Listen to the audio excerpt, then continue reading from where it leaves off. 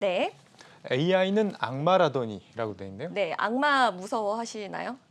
존재할 것 같으신가요? 글쎄요. 네. 그렇게 생각해 본 적은 없는데. 아마 네. 테슬라의 일론 머스크 CEO는 악마가 존재한다고 생각했나 봅니다. 네. 머스크가 앞서서 AI 기술은 악마를 소환하는 것이다 뭐 이렇게 밝히기도 했는데요. 이렇게 AI에 대해서 부정적인 입장을 보였던 일론 머스크가 AI 로봇을 개발하고 나서서 키워드를 이렇게 잡았습니다. 이게 최근에 이 테슬라 AI 데이에서 나왔던 네. AI 로봇 말하는 거죠? 네, 맞습니다. 테슬라 봇? 네, 맞습니다. 테슬라 봇 사진을 좀 준비했습니다. 궁금해하실 것 같아서요. 자, 저렇게 생겼는데 키는 약 172cm에 몸무게는 56kg 정도 된다고 하고요. 시속 8km 정도로 이동할 수가 있고 20kg의 짐을 운반할 수 있다고 합니다.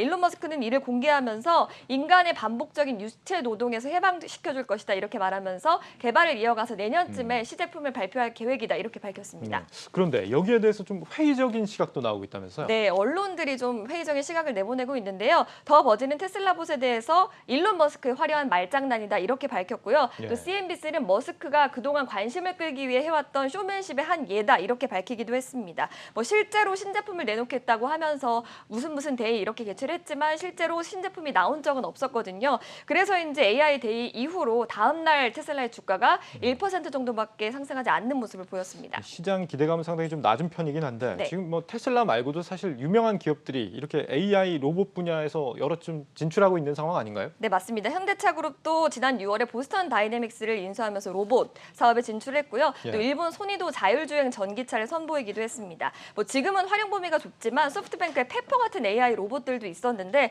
소프트뱅크는 상품성이 낮다는 이유로 페퍼 생산을 중단했다고 합니다. 그런데 테슬라 같은 제조업체가 이렇게 AI 로봇의 개발에 나서면서 시장에 활력을 불어넣을 수 있다. 이런 기대감도 나오는 상황입니다. 앞으로 이 분야가 좀 새로운 먹거리가 될 것 같은데. 네. 그런데 우리나라가 이 AI 산업에서 주도권을 잡을 것이다 이런 전망이 나왔다고요? 네, 오늘 한 언론과의 인터뷰가 있었죠. AI 구루로 불리는 리카이프 창신공장 회장 겸 CEO인데요.